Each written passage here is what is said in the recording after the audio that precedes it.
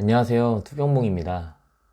지난번 영상을 올린 후에 정말 많은 분들께서 응원해주시고 좋은 말씀 나눠주셔서 예상보다도 더 빠르게 회복하여 잘 지내고 있는 것 같습니다. 감사합니다. 요즘 영상을 올리는 빈도수가 낮아지면서 혹여 걱정을 끼쳐드리진 않을까 해서 간단하게나마 만든 영상이었는데 생각보다도 훨씬 많은 응원을 받았더라고요. 진심으로 감사드립니다. 감사하는 마음에 더 용기 내서 지금 내가 무엇을 할 수 있을까 많은 고민을 해봤는데요. 암을 진단받은 지 1년이 되어가는 저조차도 이렇게 방황하면서 힘들어하고 있는데 지금 암을 막 진단받은 사람들 혹은 그 가족들은 그 갑작스러운 어둠에 얼마나 갈팡질팡 하실까 생각이 들더라고요. 제가 처음 암을 진단받았을 때도 그랬고요. 잘 정리된 것이 있었으면 좋았는데 아쉽게도 저는 그것을 찾지 못해서 여러 카페나 유튜브를 뒤지면서 정보를 취합하곤 했었는데 제가 정리된 그런 것을 하나라도 지금 만들어 놓는다면 분명 앞으로 암으로 고생하는 환우나 가족분들에게 도움이 되지 않을까 생각해서 컨디션이 조금이라도 좋은 지금 이때 영상을 제작해야겠다고 마음먹었습니다. 큰 도움이 될지는 모르겠지만 앞으로 걸어가셔야 할 암투병이라는 어두운 터널에 조그마한 빛의 역할을 할 수 있기를 기대하면서 영상을 시작해 보겠습니다. 오늘은 영상이 조금 많이 깁니다. 마음 준비 단단히 하셔야 하고요. 좀 느리다 생각하시는 분들은 영상 배속 기능을 활용해서 1.25배로 설정하고 들으시면 좀 더 빨리 들으실 수 있을 것 같습니다. 좋아요와 구독은 영상을 제작하는 저에게 큰 힘이 됩니다. 내가 혹은 가족이 암을 진단받았다면 가장 먼저 준비해야 할 5가지로 정리해 봤는데요. 그동안 제가 여러 자료들을 찾아보면서 스스로 정립한 주관적인 의견이 많이 들어가 있으니 참고용으로 이해해 주시면 감사하겠습니다. 먼저 그 첫 번째, 어디서 치료할지 결정하라입니다. 암을 진단받으면 대부분의 많은 분들께서 고민하시는 부분이 서울의 메이저 병원을 이용해야 할지 집 앞의 큰 병원을 이용해야 할지입니다. 특히 지방에 계시는 분들이 이러한 고민으로 고생하시곤 하는데요. 이는 암을 진단받은 환우가 현재 어떤 상태인지에 따라 결정하는 게 맞습니다. 많은 분들이 서울 메이저 병원을 고집하시지만 여기에도 분명히 장단점이 존재하기 때문입니다. 단점부터 말씀드리자면 너무 많은 인파가 몰려 있어 제때 치료를 받을 수 없을 수도 있습니다. 항암을 위한 입원은 일주일씩 밀려있는 병원이 다반사고 통원 항암 역시 아침에 갔다가 저녁에 돌아오기 일쑤입니다. 오후 진료로 잡혔다면 다음날 항암을 해야 하는 경우도 덜어 있고요. 환자의 상태도 중요한데요. 장거리 이동을 해야 하는 경우 항암으로 지친 몸을 이끌고 서울을 왕복해야 하는 것이 큰 부담이 될 수 있습니다. 서울에서 왔다 갔다 하는 것조차도 힘들었던 항암임을 기억한다면 지방에서 왕복하는 것을 저라면 굳이 추천하고 싶지는 않네요. 항암의 종류에 대해서도 미리 알아보시는 것이 중요합니다. 희귀암이 아닌 많은 사람들에게서 발병되고 있는 암의 경우에는 그 표준적인 치료 방법이 다 정해져 있습니다. 때문에 서울병원에서 하는 것과 지방병원에서 하는 것이 완전히 똑같은 일정과 사이클과 방법으로 진행된다고 보셔도 무방합니다. 그런 상황에서 굳이 서울병원을 고집할 필요는 없다고 보여집니다.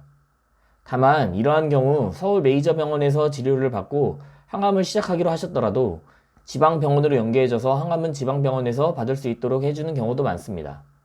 지방에서 올라와야 하는 경우시라면 현재 환자가 하게 될 항암의 방법과 종류에 대해서 주치의분과 일찍 상의해 보시는 것이 좋을 것 같습니다. 하지만 앞서 말씀드렸다시피 환자의 상태에 따라선 메이저를 고집하실 필요도 있다고 생각됩니다.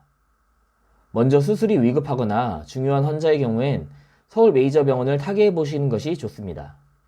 서울 메이저에 계신 소위 명의라 불리시는 분들은 주말 새벽 할 것 없이 밤낮으로 환자들을 수술하고 계시는 분들이 대부분입니다. 그 경험에서 나오는 차이는 나 혹은 나의 가족을 믿고 맡기는 문제에 대해서 무시하지 못할 정도라고 생각이 됩니다. 또한 내가 치료할 수 있는 옵션이 어느 정도냐를 잘 알아야 합니다.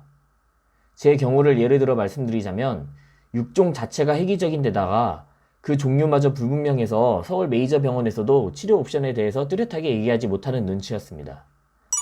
지금 다니고 있는 현재의 병원에서도 굉장히 어렵게 치료 옵션이 선택된 만큼 다른 병원이었다면 아마 치료가 더 이상 불가능하다는 답변을 들었을지도 모릅니다. 이런 희귀와 같은 경우에는 최대한 많은 치료 옵션을 갖고 있고 많은 임상을 보유 중인 서울 메이저 병원을 타개하는 것이 옳을 것으로 보입니다. 장점과 단점을 말씀드렸는데 많은 분들이 이 이야기를 듣고 서울 메이저 병원을 가는 게 좋다는 거 아니냐 이렇게 생각하실지도 모릅니다.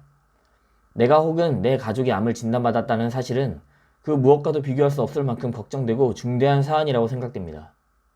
그렇기 때문에 더 좋은 병원으로 가는 것이 맞는 일일 수는 있겠으나 앞서 말씀드렸다시피 환자의 상태를 잘 살펴보시고 선택하는 것이 불필요한 어려움을 줄일 수 있는 일이라고 생각하기 때문에 이처럼 약간은 애매하게 말씀드릴 수밖에 없었습니다. 실제로 서울 메이저 병원을 다니시는 분들 중에서도 지방병원을 다니는 게 나았을 것이라고 말씀하시는 분들이 꽤나 계시는 것을 보면 상황과 관계없이 서울을 고집하는 것은 잘못된 일인 것 같습니다. 근데 이 얘기를 왜 첫 번째로 드리느냐 하면 그게 중요한데, 처음 암을 진단받고 나서는 모두가 당황하고 경황이 없어 적절한 조치 없이 시간이 꽤나 흘러버리는 경우가 많습니다. 하지만 서울 메이저 병원의 경우 진료를 예약하고 첫 진료를 보는데 2달가량 걸리는 경우도 있으며, 타 병원에서 암을 진단받았거나 치료를 시작한 환자는 전원을 받아주지 않는 경우도 많습니다. 그렇기 때문에 내가 어디에서 치료를 받을지에 대해서 빠르게 고민하고 하루라도 빨리 움직이는 것이 앞으로의 치료를 진행하는 데 있어서 많은 변화를 가져다 줄 것이라고 생각하기 때문에 이를 먼저 해야 한다고 말씀드렸습니다. 네이버 카페와 같은 곳에서 선배 암 환우분들께서 말씀하신 경험을 토대로 말씀드리자면, 처음부터 서울 메이저 병원으로의 전원을 타게 한다면 굵직한 병원들을 위주로 최소 3군데 이상 예약을 넣어놓고 진료가 빨리 잡히는 순서대로 진료 보는 것을 추천한다고들 합니다. 또한 한 곳에서만 진료를 마치지 말고 2군데 이상에서의 진료를 통해 정확한 병명을 알고 오진을 줄이도록 해야 한다고 들었습니다. 부디 환자의 상태를 잘 파악해서 암 치료의 첫 걸음을 좋게 내디드시길 바라겠습니다. 두 번째는 경제적인 부분 체크하기입니다. 암을 진단받으면 가장 먼저 앞서는 걱정은 바로 비용입니다. 주변에 암 환자가 없어서 정보를 듣지 못하셨다면 온라인이나 매체에서 들리는 소문에 따라 암을 치료하려면 천문학적인 비용이 든다고 오해하고 있으신 분들이 많기 때문입니다. 하지만 우리나라에는 정말 감사하게도 산정특례라는 건강보험에 좋은 제도가 있습니다. 암 진단을 받으면 소수의 경우를 제외하고는 모두 산정특례 대상자에 해당하게 되는데요. 이는 내가 지불하는 비용의 5%만을 감당하고 나머지 95%는 국가에서 지원해주는 암 환우들에게는 없어서는 안 될 매우 감사한 소중한 제도입니다. 이 자리를 빌어 세금을 내고 계시는 전국의 모든 여러분들과 좋은 제도를 제공해주는 건강보험공단에 감사의 말씀을 드립니다. 산정특례의 경우 암을 진단받았다면 병원에서 알아서 등록을 해주기 때문에 특별히 따로 알아야 할 것은 없습니다. 다만 경황이 없는 와중에 병원에서 이와 관련된 이야기가 없다면 먼저 물어보시는 것을 추천드립니다. 그렇다면 우리가 따로 알아봐야 할 것은 무엇이냐? 첫째로 국가에서 지원하는 금전적인 지원 제도입니다. 이와 관련된 자세한 내용들은 유튜브나 인터넷에 자세하게 나와 있으니까 시간 되실 때 꼼꼼하게 읽어보시는 것을 추천드립니다. 특히 비용적으로 많은 부담을 느끼시는 계층에 계신 분들께서는 꼭 금전적인 제도를 잘 활용해서 암 투병하시는데 돈까지 힘들게 하는 일이 없도록 하시면 좋겠습니다. 그럼 일반적인 분들이 주의하셔야 할 것은 바로 보험입니다.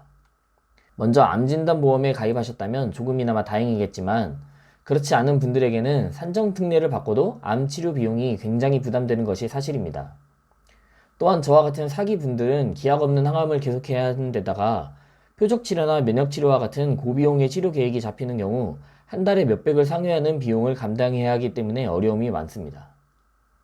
제가 말씀드리고 싶은 것은 실비보험을 드는 경우입니다. 몇몇 분들께서는 당장의 비용이 부담되어서 수술 후 비용 청구, 매 항암 회차마다 비용을 청구하시는 분들이 계시는데, 저도 알고 보니까 이 실비보험에는 면책제도라는 것이 존재하더라고요. 보험마다 각기 다르지만 기본적으로는 1년 혹은 최대 금액을 보장받은 이후부터 3개월에서 6개월까지 면책기간이 설정돼 실비보험을 청구할 수 없는 제도를 말합니다. 무턱대고 실비를 청구하다가 정작 비싼 비용의 치료를 하는 시기에 면책기간이 설정돼 버려서 해당 비용을 오롯이 다 짊어져야 하는 불상사가 생기는 경우가 간혹 있다고 합니다. 현재 자신의 실비보험에 대해서 보험사를 통해 잘 문의하셔서 올바른 청구 계획을 세우셔야 합니다.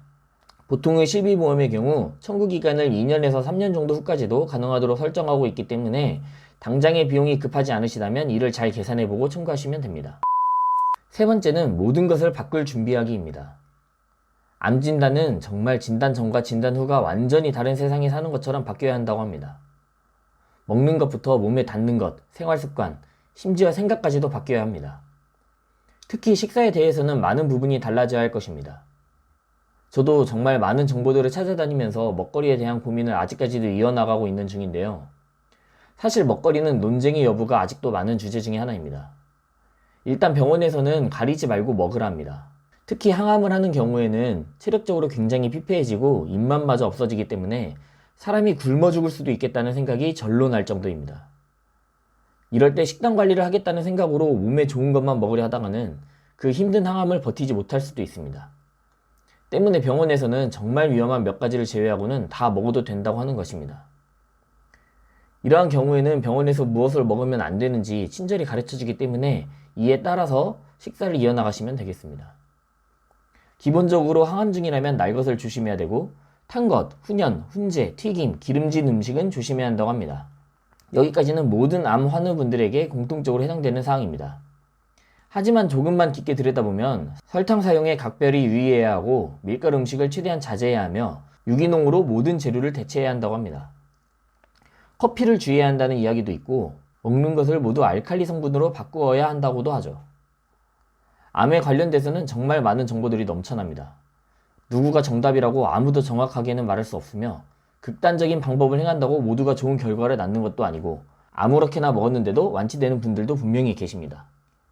제가 말씀드리고 싶은 건 자신의 기준이 필요하다는 겁니다. 그래야 먹는 것에 있어서 스트레스를 덜 받게 되기 때문입니다.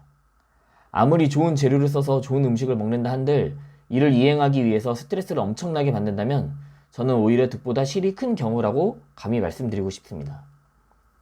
때문에 이에 대해서는 차근히 정보들을 수집하면서 자신만의 기준을 세우고 그에 따라 치료의 길을 정한다고 생각하시면 될 것 같습니다. 단 중요한 것은 하루아침에 모든 것을 결정한다고 생각하지 마시고 길게 보고 하나하나씩 정립해 간다는 마음으로 임하시면 좋을 것 같습니다. 먹는 것에 대해서 위주로 말씀드렸지만 생활습관 등도 다 마찬가지입니다. 자신의 상태에 따라 운동의 방법과 양을 결정하시면 됩니다. 단 암 진단 이전과 분명히 달라져야 한다는 점은 명심하셨으면 좋겠습니다. 암이라는 것은 어떤 원인 때문에 발생했다고 명확하게 규정하기 어려운 질병입니다.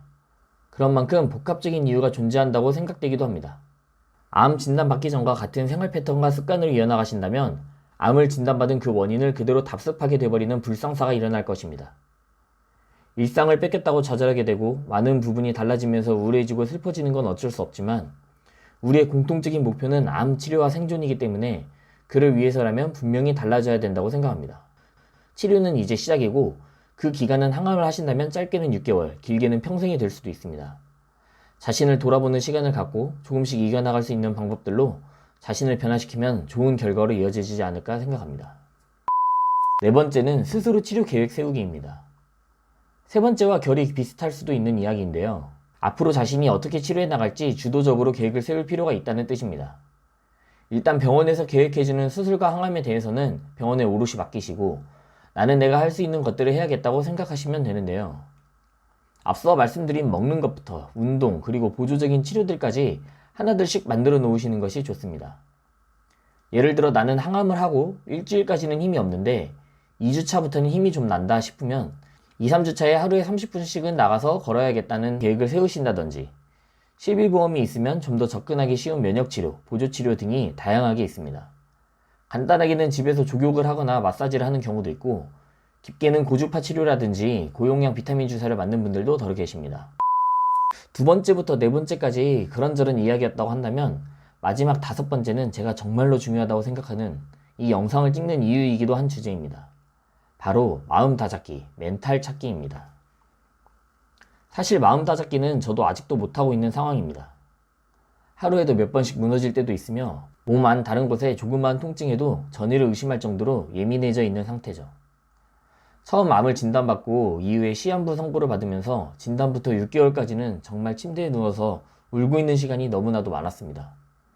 정신을 차릴 수 없을 정도로 힘들었고 나의 이런 모습이 부모님과 가족을 모두 힘들게 하고 있는 것을 분명히 인지하고 있으면서도 도저히 이겨낼 수가 없더라고요. 우울증이 심하게 빠지는 사람들이 이러다가 자살하는구나 하는 생각이 절로 들었고 암은 육체적인 질병이 아니라 정신적인 질병이라고 스스로 정의해버릴 정도로 정신적으로 힘든 시간을 지냈습니다. 지금도 마냥 좋지만은 않지만 조금씩 이겨내려고 노력하는 중입니다. 최근에 봤던 기사에서 그런 내용이 있었습니다. 폐암 환자의 경우 우울증을 앓았던 환자의 생명유지 기간이 우울증이 없었던 환자에 비해 훨씬 짧았다는 내용이었습니다. 정말 아차 싶더라고요. 내가 지금 무엇을 위해 우울하고 있는지를 깊게 생각해 보니까 오히려 머릿속이 복잡해졌습니다. 지금 당장 죽는 게 아닌데 라는 생각이 튀어나왔고, 조금의 희망이라도 가질 수 있다면 이렇게 계속 우울해해서는 안 되겠구나라는 생각이 번쩍 들었습니다. 암을 진단받은 지 얼마 안 되신 분들이라면 이 이야기는 분명히 와닿지 않을 거라고 생각합니다.